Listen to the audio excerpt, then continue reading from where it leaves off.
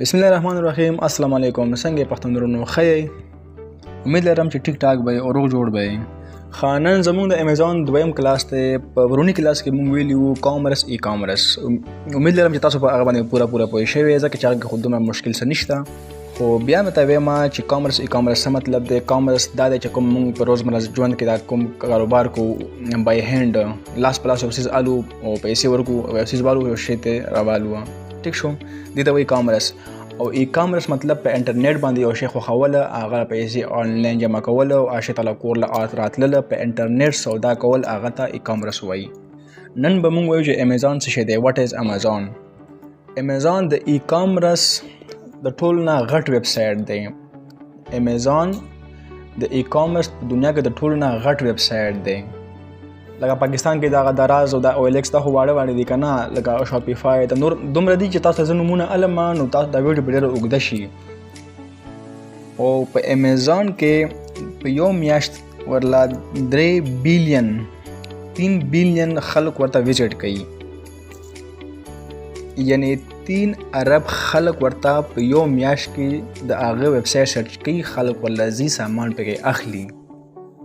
د ټولې دنیا آبادی 7.5 بلین ده او د 7.5 بلین نه 3 بلین امیزون کې وزټ کوي. نو بیا ته د دې خبرې نه معلومات واخله چې امیزون څومره په تیزی سره پلاویږي د دنیا کې د خلکو کې.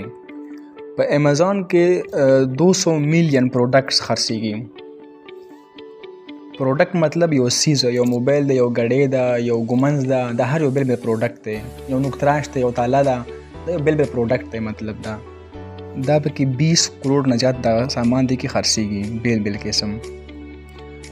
یو طرف ته خلک په امیزون باندې سيزونه علم او بل طرف ته خلک په امیزون باندې سيزونه خرڅیم.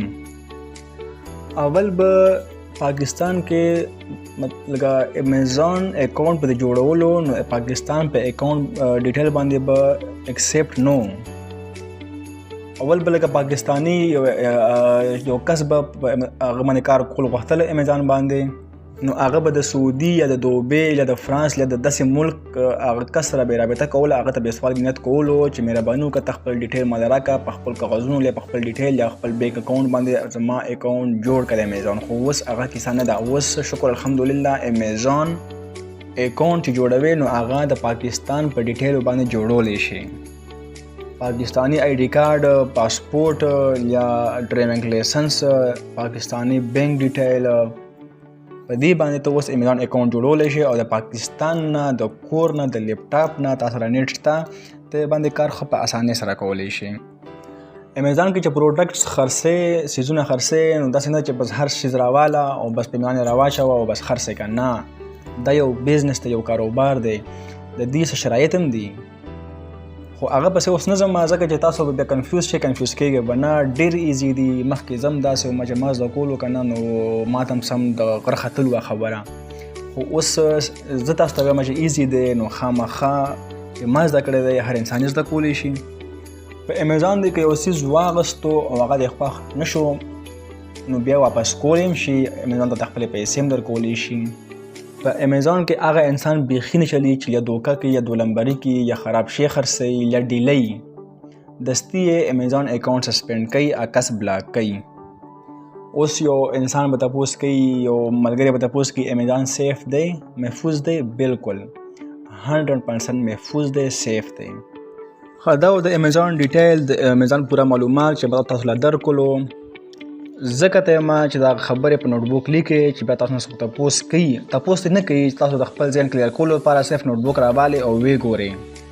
په روان کلاس کې به موږ دا خبرې کوو چې موږ په امیزون باندې په څو طریقو باندې کار کولی شو. د دې کلاس لپاره فی الحال عمدمره ډېره وه او بقایا نیکسټ کلاس کې به موږ انشاءالله دا خبره کوو. ویډیو که چا خوښه شوي وي نو پلیز لایک یې کړئ، چینل باندې اول ځل راغلی سبسکرایب یې کړئ، دا ویډیو پښتنو ورونو سره شیر کړئ چې پښتنو ورونه د دې چینل نه، د دې ویډیوز نه، د دې کورس نه فایده واخلي. تر هغې پورې په الله سپارم چې څه غلطي شوي بخښنه غواړم. د لوی الله په امان.